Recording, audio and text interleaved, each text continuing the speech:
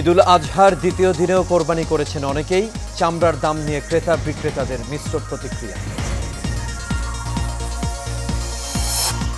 ঈদের ছুটিতে বিনোদন কেন্দ্রগুলোতে ছুটছেন মানুষ, পার্ক ও রিসোর্টগুলোতে উপচে পড়া ভিড়। মিয়ানমারের উস্কানিতে কান দেবে না বাংলাদেশ বললেন ওবায়দুল কাদের। আক্রান্ত হলে সমুচিত জবাব দেওয়ার হুঁশিয়ারি। এবং পাহাড়ি ঢল ও মুষলধারে বৃষ্টিতে ভয়াবহ রূপ নিয়েছে সুরমা, চেলা ও পিয়াইন নদী। সিলেট, সুনামগঞ্জের বন্যা পরিস্থিতির আরও অবনতি।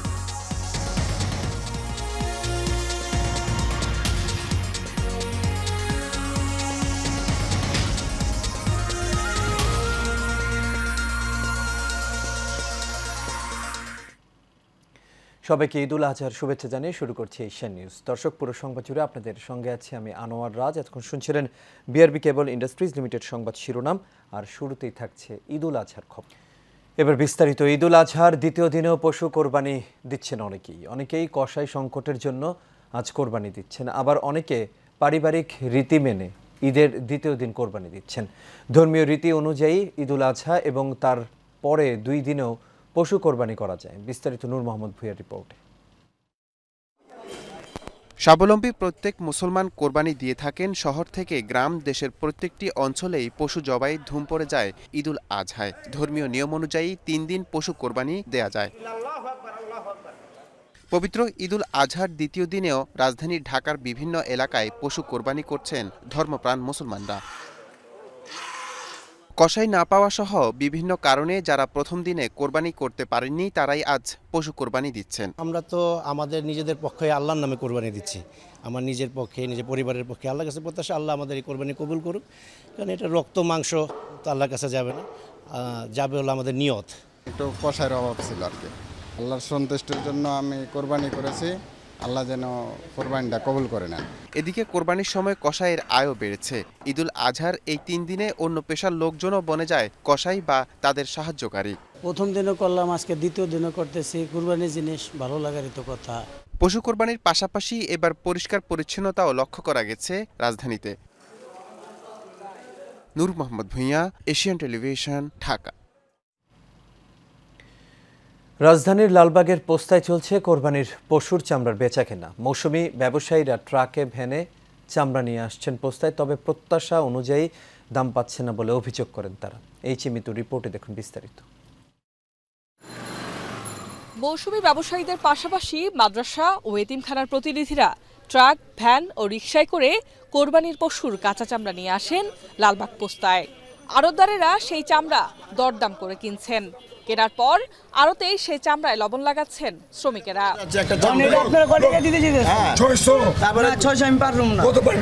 রিকশায় করে লালবাগ পোস্তায় ঘুরছেন এই বিক্রেতা। দর কষাকষি চলছে, কিন্তু কোথাও পাচ্ছে না প্রত্যাশা অনুযায়ী দাম।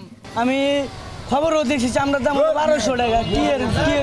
খবরের জায়গা নিয়ে যাও খবরের জায়গা সরকার রেট দিয়েছে 1200 টাকা চামড়া, লবণ জাতীয় চামড়া। এই চামড়া তো না, লবণ জাতীয়। একটা চামড়া লবণের খরচ আছে কত? মিনিমাম 400 টাকা খরচ আছে একটা চামড়া। আপনারা কত টাকা দিতে চাইছেন? 600। কাঁচা চামড়া যেগুলো আছে ওগুলো আপনার 600 টাকা 700 টাকায় দিতেছে। ওনারা গত বছরের থেকে বেশি দিতেছে না। এই চামড়ার দাম তো মনে করেন 1500 টাকা। সিন্ডিকেট, সিন্ডিকেটের কারণে 800, 900, 1000 এর অবস্থা। এদিকে ক্রেতারা বলছেন লবণের দাম ও অন্যান্য খরচ বেশি হওয়ায় স্বল্প মূল্যেই চামড়া কিনতে হচ্ছে তাদের। লবণের দাম বাড়তি, যখন লবণ ছিল 1200-1300, ওই যা লবণ 1400-1500 টাকা। এখানে মালে পড়তে হইতেছে না, বাড়িতে এটা তো কম। ট্রেনে ওরা সিন্ডিকেট করে এখানে আমাদের পোস্তান মানুষদের কিছু ফরিয়ারা, ছোটো ছোটো ফরিয়ারা সব মরে গেল।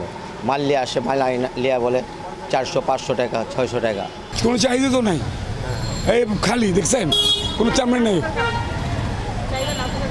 কারণ দাম সব জিনিসের দাম বেশি, চামড়া দাম নাই। একটা চামড়া মনে করেন আমরা যদি 1000 টাকাতে ক্রয় করি, তো ওই চামড়াটার খরচ হলো 300 থেকে 400 টাকা পর্যন্ত পড়ে একটা চামড়া, তাহলে জিনিসটা 1400 টাকা পড়ে। সিন্ডিকেট ব্যবসা কাকে বলে আমাদের আজ পর্যন্ত, আজকে আমরা ছোটোতে ব্যবসা করতেছি।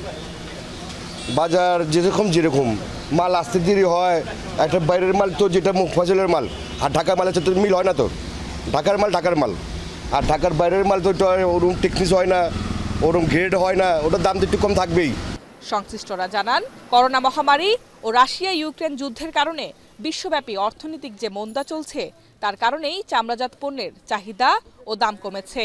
এর প্রভাবে বাজারে আর আগের মতো দাম মিলছে না। H Mitu, Asian television, Dhaka. ঈদের ছুটিতে পরিবার পরিজনের সঙ্গে ঈদের আনন্দ ভাগ করতে ঢাকা ছেড়েছেন রাজধানীর অনেক বাসিন্দা। এতে ব্যস্ত ঢাকায় রাস্তাঘাট এখন ফাঁকা, নেই চিরচেনা যানজট, অনেকটা ফুরফুরে মেজাজে দায়িত্ব পালন করেছেন ট্রাফিক পুলিশ সদস্যরা। ফাঁকা রাস্তায় স্বাচ্ছন্দ্যে চলাচল করতে পেরে খুশি রাজধানীবাসীও। বিস্তারিত নূর মোহাম্মদ ভুঁইয়ার আরও একটি রিপোর্ট। ঈদের ছুটিতে পুরোপুরি পাল্টে গেছে রাজধানী ঢাকার চিরচেনা সেই দৃশ্য। শহরের সড়কগুলো প্রায় ফাঁকা, রাস্তায় গণপরিবহন সংকট, তাই সড়কে নেই যানজট। তবে এমন ফাঁকা সড়কে চলাচল করার আনন্দের সাথে যোগ হয়েছে ভোগান্তিরও। রাস্তা ফাঁকা থাকলেও গাড়ি পাওয়া যাচ্ছে না বলে অভিযোগ যাত্রীদের। গ্রামে যে মুক্ত পরিবেশ সেটা আমরা ঢাকা শহরে অনুভব করি না, এই ঈদের ছুটিতে আমরা এই অনুভবটা করতেছি। যানজট নেই, খুব ভালো লাগছে চলতে। সবসময় যদি এরকম থাকতো তাহলে আমাদের খুব ভালো লাগতো। ঢাকায় কোনো লোকজন নাই, সব লোক ফাঁকা, দোকানপাট বন্ধ, খাবার দোকান পাওয়া যাইতেছে না। যার কাছে জিজ্ঞেস করি ভাই এখানে ভাতের হোটেল আছে, বলে না ভাতের হোটেল এখানে নাই, এখন রুটি খাই, তোমরা জীবন ধারণ করুন। অন্যদিকে যানবাহন চালকরা বলছে যাত্রী কম থাকায় কমছে আয়। তেমন লোকজন নাই, তা কি আর অবস্থা হবে, মোটামুটি তেমন ভালো না। সব দেশে গেছে, রাস্তাঘাট ফাঁকা আছে, এখন গাড়ি চালা একটু আরাম পাই, কিন্তু যাত্রী একটু কম তাহলে মানে গাড়ি চালা ভালো লাগতেছে। খালি রাস্তায় সবচেয়ে স্বস্তি ট্রাফিক পুলিশের। যানজট না থাকায় আনন্দের সময় কাটছে তাদের। যাত্রীদের চাপ খুব কম এবং প্রাইভেটের গাড়ির এবং সিএনজির চাপ একটু হালকা চাপ আছে। আমরা ডিউটি করে খুব স্বস্তি পাচ্ছি। পাশাপাশি যাতে বেপরোয়াভাবে গাড়ি ঘোড়া না চলে, এই জন্যে আমরা সর্বদা ডিউটি করতেছি। তবে মহাখালী এলাকায় দূরপাল্লার বাস যেখানে সেখানে ঘুরানো এবং দাঁড় করিয়ে রাখায় খালি রাস্তায় দেখা দিয়েছে যানজট। নূর মোহাম্মদ ভুঁইয়া, এশিয়ান টেলিভিশন, ঢাকা।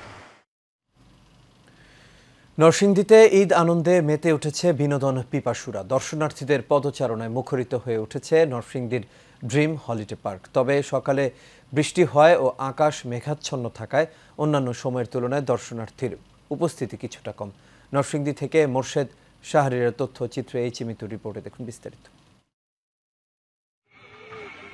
রাজধানী ঢাকার কাছাকাছি শহরের কোল ঘেঁষে নরসিংদীর পাঁচদোনায় অবস্থিত ড্রিম হলিডে পার্ক। ঈদকে কেন্দ্র করে দর্শনার্থীদের উপচে পড়া ভিড়ে মুখর হয়ে উঠেছে পার্কটি। ঈদের দিন থেকে প্রতিদিনই অসংখ্য মানুষ এখানে ঘুরতে আসছে। ঈদ আনন্দ উপভোগ করতে বেসরকারি ব্যবস্থাপনায় গড়ে ওঠা দৃষ্টিনন্দিত এই পার্কে সপরিবারে বেড়াতে আসা অনেকে বেছে নেন নান্দনিক কটেজগুলো। পার্কটিতে রয়েছে অসংখ্য রাইড। ঈদের দিন থেকে শুরু হয়ে নারী পুরুষ সহ সকল বয়সের পর্যটকদের আগমনে সকাল সন্ধ্যা কানায় কানায় পরিপূর্ণ হয়ে আছে পার্কটি। ঈদের আনন্দের সবাই আনন্দে আরো বেশি আনন্দ বাড়াতে আমরা এখানে এসেছি, সবাই মিলে মজা করব। আমার মামা মামি খালু নানু সহকারে ফ্যামিলি সবাই মিলে জায়গায় আসেছি, কারণ আমি এখানে ফ্যামিলির সাথে টাইম স্পেন্ড করা one of the best time মনে করি। এটাই আমাদের ফার্স্ট টাইম। অনেক জায়গায় দেখছি কিন্তু কোনোদিন সরাসরি আসা হয় নাই। ঈদের ছুটিতে আসতে পারি না, তো সময় থাকে না। এখন ঈদের ছুটি পাইছি, আসছি, একটু ভালো লাগতেছে, এনজয় করতেছি। এর আগে আসি নাই, এই প্রথম আসলাম, খুবই ভালো লাগলো এবং দেখতে খুব সুন্দর। পার্ক কর্তৃপক্ষ জানিয়েছে দর্শনার্থীদের চাহিদার বিষয়টি বিবেচনায় রেখে প্রতি বছরই পার্কে নতুন আকর্ষণ রাখা হয়, নতুন নতুন রাইড সংযোজন করা হয়েছে এবং আমাদের দেশীয় বিভিন্ন ডিস্ট্রিক্ট থেকে পর্যটকরা আসে, সেটার দিক বিবেচনা করে আমরা এখানে পর্যাপ্ত সিকিউরিটির ব্যবস্থা করেছি। আমাদের নিজস্ব এখানে আনসার ক্যাম্প আছে, ইভেন আমাদের নরসিংদী প্রশাসনও আমাদেরকে পর্যাপ্ত নিরাপত্তা ব্যবস্থা করেছে। সবকিছু মিলে আমরা এমন বর্ণিল সাজে সজ্জিত যে ড্রিম হলিডে পার্কে যেই বয়সের যারাই আসবে তারা আনন্দ নিয়ে বাড়ি যাবে। ঈদে প্রতিটি বিনোদন কেন্দ্রেই দেশের বিভিন্ন প্রান্ত থেকে আসা পর্যটকরা ভিড় জমিয়েছে।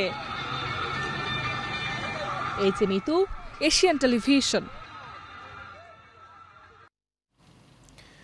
এবার ভিন্ন প্রসঙ্গ। মিয়ানমারের উস্কানিতে কান দেবে না বাংলাদেশ, তবে আক্রান্ত হলে সমুচিত জবাব দেওয়ার হুঁশিয়ারি দিলেন আওয়ামী লীগ সাধারণ সম্পাদক ও সেতুমন্ত্রী ওবায়দুল কাদের। সকালে ধানমন্ডির দলীয় সভাপতির কার্যালয়ে সাংবাদিকদের সাথে মতবিনিময়কালে তিনি বলেন, ঈদের দিনেও সরকারের বিরুদ্ধে বিএনপির অপপ্রচার বন্ধ থাকেনি। নূর মোহাম্মদ ভূঁইয়ার আরও একটি রিপোর্ট। চলমান সময় সমসাময়িক নানান বিষয় নিয়ে আওয়ামী লীগ সভাপতির ধানমন্ডির রাজনৈতিক কার্যালয়ে গণমাধ্যমের সাথে মতবিনিময় করেন দলটির সাধারণ সম্পাদক, সড়ক পরিবহন ও সেতুমন্ত্রী ওবায়দুল কাদের। এ সময় তিনি বলেন, দুর্নীতির বিরুদ্ধে জিরো টলারেন্স নীতি ঘোষণা করেছে শেখ হাসিনা। যতই প্রভাবশালী হোক, দুর্নীতি করলে কারোই ছাড় নেই। দুদককে স্বাধীনতা দেওয়া হয়েছে, যে যত প্রভাবশালী কেউ দুর্নীতি করলে তদন্ত করা, মামলা করা, তাদের এটা নিরঙ্কুশ স্বাধীনতা রয়েছে। মিয়ানমারের প্রসঙ্গে মির্জা ফখরুলকে চ্যালেঞ্জ করে আওয়ামী লীগ সাধারণ সম্পাদক বলেন, সার্বভৌমত্বে কোথায় আঘাত হানা হচ্ছে তা শুধু তারাই জানে। মিয়ানমারের ব্যাপারে আমি মির্জা ফখরুলকে চ্যালেঞ্জ করছি, সার্বভৌমত্বের প্রতি কোথায় আঘাত। সেন্ট মার্টিনে থেকে জাহাজ তো সরে গেছে, ভেতরে যারা ছিল অনুপ্রবেশ করেছে তাদেরও তারা ফিরিয়ে নিয়েছে। ঈদের দিনেও সরকারের বিরুদ্ধে বিএনপির অপপ্রচার বন্ধ থাকেনি বলেও অভিযোগ করেন ওবায়দুল কাদের। পবিত্র ঈদের দিনও সরকারের বিরুদ্ধে মিথ্যাচার, অপপ্রচার বিএনপি ছাড়েনি কিছু। নূর মোহাম্মদ ভূঁইয়া, এশিয়ান টেলিভিশন, ঢাকা।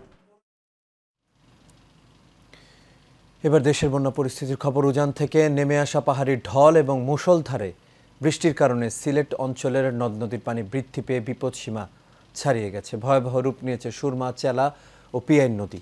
পাওয়ার তথ্য মতে আজ নদীর পানি বিপদসীমার 137 সেন্টিমিটার ওপর দিয়ে প্রবাহিত হচ্ছে। ছাতক পৌর শহরের বাঘবাড়ি, মণ্ডলীভোগ, হাসপাতাল রোড, তাঁতিকোণ, বৌলা, চরের বন্ধ, মোগলপাড়া, ঢাকায়াবাড়ি, লেবারপাড়া, পাটনিরা, কুমনা, শ্যামপাড়া সহ আবাসিক এলাকায় বন্যার পানি প্রবেশ করায় চরম দুর্ভোগে পড়েছে এসব এলাকার বসবাসরত মানুষজন। এছাড়া সুরমা নদীর পানি সুনামগঞ্জ পয়েন্টে বিপদসীমার 67 সেন্টিমিটার ও ছাতক পয়েন্টে 138 সেন্টিমিটার ওপরে প্রবাহিত হচ্ছে। এই জেলার নিচু এলাকা প্লাবিত হয়েছে।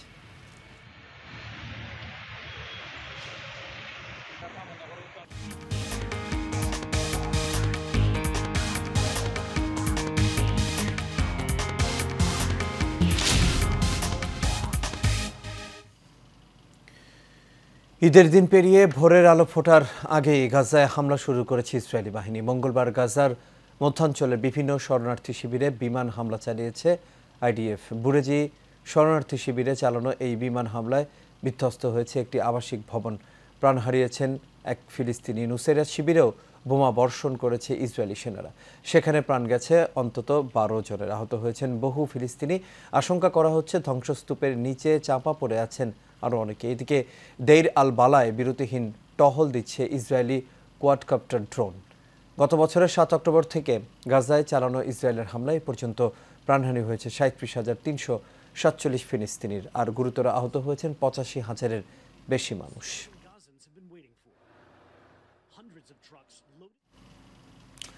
এবার এইচএম স্টিল চট্টগ্রাম সংবাদ।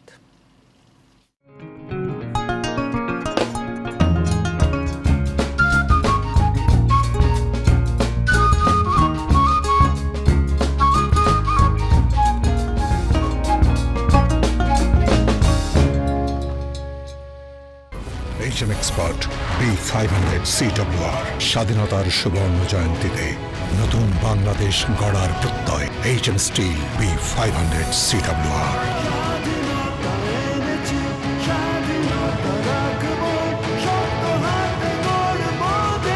HM still.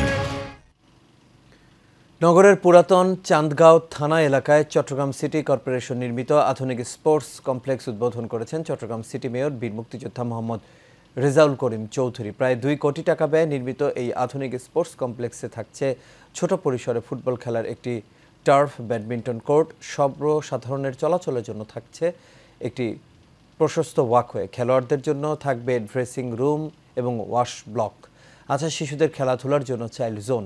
প্রধান অতিথির বক্তব্যে মেয়র বলেন, শিশুদের আনন্দময় শৈশব উপহার দিতে প্রতিটি ওয়ার্ডে খেলার মাঠ ও শিশু পার্ক গড়তে চাই বলে মন্তব্য করেন তিনি।